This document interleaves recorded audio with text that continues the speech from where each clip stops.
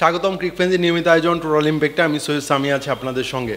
সাকিব আল হাসান বেশ লম্বা একটা সময় বাংলাদেশ দলের জার্সি গায়ে খেলতে পারছেন না, তবে ফ্র্যাঞ্চাইজি ক্রিকেটে তিনি এখন হটকেক। এটা কিন্তু আবারও প্রমাণ হলো। সাকিব আল হাসান আরেকটি নতুন ফ্র্যাঞ্চাইজি লিগে দল পেলেন, এটা নিয়ে কথা বলার জন্য হাজির হয়েছি। আমার সঙ্গে আছেন মোহাম্মদ সাদমান। সাদমান, স্বাগতম। ধন্যবাদ।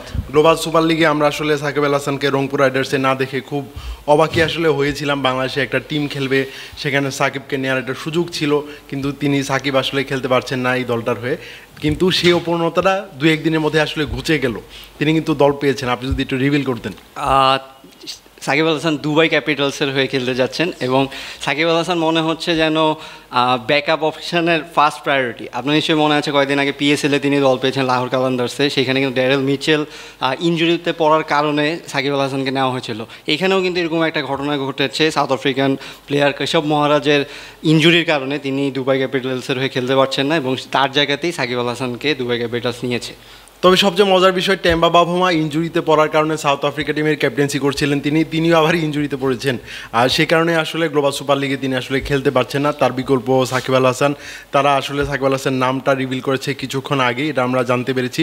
তবে সাকিবের একাদশে থাকার সম্ভাবনা আসলে কতটুকু আপনি মনে করছেন? একাদশে থাকার কথা বলছেন, সাকিব কিন্তু এখন মনে হচ্ছে যেন ওই টিমের সবচেয়ে বড় স্টার। কারণ আপনি যদি টিমটাতে দেখেন, টিমটাতে এখন বড় নাম বলতে রহমান পাওয়ালি রয়েছেন, এছাড়া যারা রয়েছেন হায়দার আলী রয়েছেন, সেদিকুল্লাহ আতাল রয়েছেন, গুলবাদিন নাইব, তারা মানে মিডিয়কর প্লেয়ার বা নতুন আসছেন এরকম প্লেয়ারের মধ্যে রয়েছেন পরিচিত কিছু নাম। কিন্তু সাকিব আল হাসান যখন টিমটাতে আসলো, এখন কিন্তু মনে হচ্ছে সাকিব আল হাসানই এই টিমটার সবচেয়ে বড় স্টার।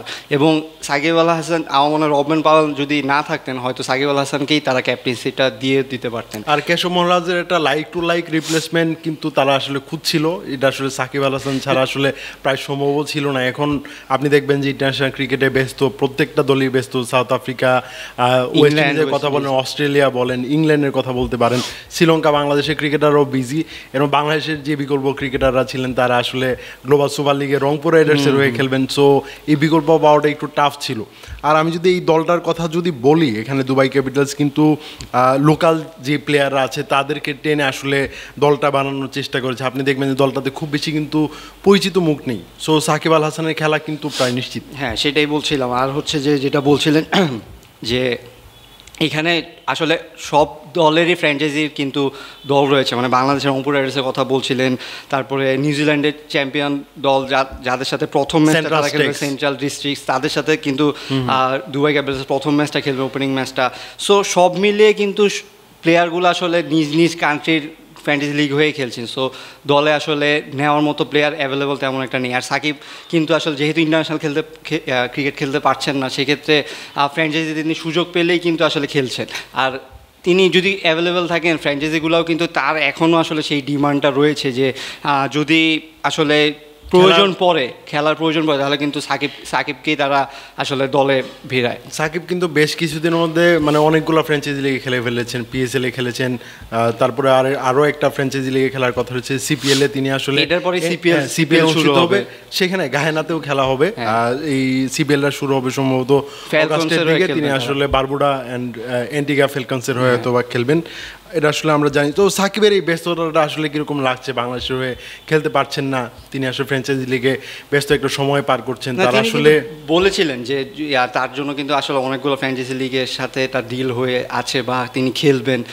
তিনি আসলে যতদিন ফিট আছেন তিনি তার আসলে ফিটনেস নিয়েও কিন্তু অনেক কথা হয়, আইসাইটের সমস্যাটা নিয়ে কথা হচ্ছে, বা বোলিংয়ে তিনি অনেকদিন ব্যান ছিলেন, সেই জন্য কিন্তু তাকে আসলে অতটা কনসিডার করা হতো না। কিন্তু এখন তিনি আবার পুরো অলরাউন্ডার শেপেই আছেন।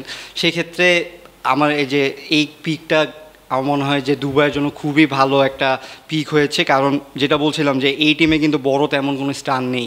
সো সেক্ষেত্রে সাকিব তার এক্সপার্টিস দিয়ে যদি এই টিমটাকে একটু ভালো পজিশন নিয়ে যেতে পারে, এটা কিন্তু এই টিমের জন্যই ভালো। আর এই ফ্র্যাঞ্চাইজিটা কিন্তু সাকিব কিন্তু এর মধ্যে প্রস্তুতির মধ্যেই আছেন। আমরা পিএসএল আগে দেখেছিলাম যে দুবাইতে তিনি আসলে নিজ উদ্যোগে অনুশীলন করছেন, যেহেতু বাংলাদেশে আসলে এই ফেসিলিটিস নেই। আর আপনি যদি আমেরিকার কথাও ভাবেন, ওই রকম জায়গায় আসলে ক্রিকেট প্র্যাকটিসের মতো ওই সুবিধাটা হয়তো বা সাকিব আসলে পাবেন না। এই কারণে আসলে দুবাইকে বেছে নিয়েছেন নিজের প্রস্তুতির জন্য। এটা আসলে কতটা কাজে লাগে এটা আসলে আমরা দেখব। আর রংপুরের হয়ে কিন্তু আসলে যেটা প্রথম দিকে বলছিলেন, রংপুরের হয়ে তার খেলার কথা ছিল, কিন্তু আসলে আমরা জানতে পেরেছি যে রংপুরের টিম সেট আপের কারণেই হয়তো তাকে নেওয়া হয়নি। যদিও প্রেস কনফারেন্সে এসে তাদের টিম থেকে বলা হয়েছিল যে যে রাজনৈতিক বিষয়গুলো রয়েছে সেই বিষয়গুলোর প্রেক্ষিতেই আসলে তাকে দলে নেওয়া হয়নি, কিন্তু আমরা শুনতে পেরেছি যে তাবরিজ শামসি এবং হারমিত সিংকে নেওয়া অনেক আগে থেকেই তারা দলে নিয়ে রেখেছিল, সেই জন্য আরেকটা লেফটি বলার আসলে তারা নিতে চায় না। আপনি আসলে মানে 3 জন বাহাতি স্পিনার নিয়ে আসলে কি করবেন,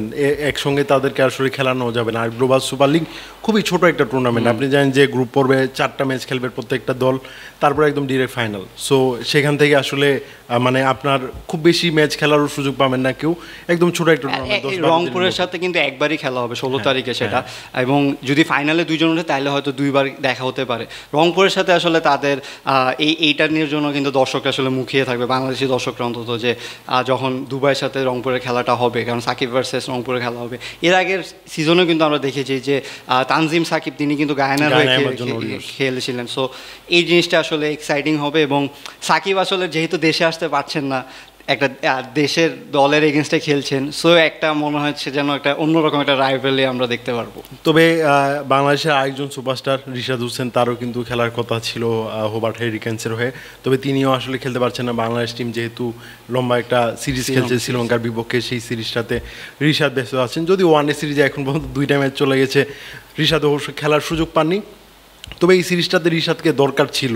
বা অনেক আমরা কিন্তু দেখতে পেরেছি যে বাংলাদেশ ন্যাশনাল টিমের আশেপাশে যে ক্রিকেটাররা আছেন তাদের মধ্যে অনেকেই কিন্তু ছেড়ে দেওয়া হয়েছে। নুরুল হাসান সোহানকে শ্রীলঙ্কা সিরিজের জন্য সিলেক্ট করা হয়নি, সৌম্য সরকারকে সিলেক্ট করা হয়নি, তাদেরকে কিন্তু খেলার সুযোগ দেওয়া হয়েছে যে রংপুরের হয়ে। কিন্তু কিন্তু ব্যাখ্যা দেওয়া হয়েছিল তারা ইনজুরিতে পড়েছেন। আমি আসলে এটাই বুঝি না যে মানে এগুলো নিয়ে লুকোছুপির কি আছে। আপনি ক্লিয়ার কাট বলে দেন যে তারা গ্লোবাল সুপার লিগে যাচ্ছে, এই কারণে তাদেরকে আসলে ছেড়ে দেওয়া হয়েছে, এটা খুবই ভালো। এই জিনিসটা আসলে মানে আপনি বলছেন ইনজুরিতে, নুরুল হাসান সোহান ইনজুরিতে, এরকম ইনজুর্ড একটা প্লেয়ার আসলে একটা গ্লোবাল টুর্নামেন্টে ক্যাপ্টেন্সি করছে, এবং আপনি নির্বাচক হিসেবে এটা আসলে দেখছেন। আপনি না দল নির্বাচন করছেন জাতীয় দলের, আপনি আপনার ব্যাখ্যা দিবেন যে আমি হয়তো লিটনকে খেলাবো, মানে লিটনকে আমরা মেন প্রায়োরিটি দিচ্ছি, এই জন্য সোহান জায়গা পাইনি, একটা স্ট্রংলি বলুন। কিন্তু আপনি যে ইনজুরিতে নেই তাকে ইনজুর্ড বলছেন, এবং সে দেখা যাচ্ছে যে প্যারালালি আরেকটা টুর্নামেন্ট খেলছে, বা আপনি যখন প্র্যাকটিস ম্যাচ খেলাচ্ছেন তখনও তিনি খেলছে। সো এটা আসলে এই ব্যাখ্যার কি মানে আছে, এত চাইল্ডিশ ব্যাখ্যার কি মানে আছে? ব্যাপারটা আমি বলি যে গ্লোবাল সুপার লিগের সূত্র ধরি, যে সময় বাংলাদেশের দলটা ঘোষণা হয়ে গেল সেদিন সন্ধ্যাতেই বাংলাদেশ টিমের একটা প্র্যাকটিস ম্যাচ ছিল ওয়ানডে টিমটার, সেখানে কিন্তু নুরুল হাসান সোহান ব্যাটিং করেছেন, 4 ছক্কা মেরেছেন। সো এটা আসলে কীরকম একটা বার্তা দেয় আমি আসলে জানি না। সেটাই বলছি যে মানে এই জিনিসগুলো আসলে আরও ক্লিয়ার করতে হবে, যেহেতু বাংলাদেশকেই কিন্তু তারা রিপ্রেজেন্ট করতে যাচ্ছে জিএসএল এ, এটা একটা প্রায়োরিটি দেওয়া উচিত। এখানে বিসিবির আসলে বাধা দেওয়ার আমার মনে হয় কিছু নেই, গতবারে চ্যাম্পিয়ন রংপুর, সো তারা যতটা স্ট্রং টিম পাঠাতে পারে বাংলাদেশের জন্যই ভালো, বাংলাদেশের দেশ পতাকাটাই তো আসলে ওইখানে উড়বে। সো সেই ক্ষেত্রে আমার মনে হয় যে মানে আরেকটু ক্লিয়ারভাবেই যদি এক্সপ্লেন করতো সেটা সবার জন্যই ভালো হতো, না হলে এই যে ব্যাকল্যাশের মধ্যে পড়া লাগে বিসিবিকে, এটা তাদের নিজেদের জন্যই নিজেদের একটা ক্ষতির ব্যাপার। ধন্যবাদ সালমান আমাকে সময় দেওয়ার জন্য।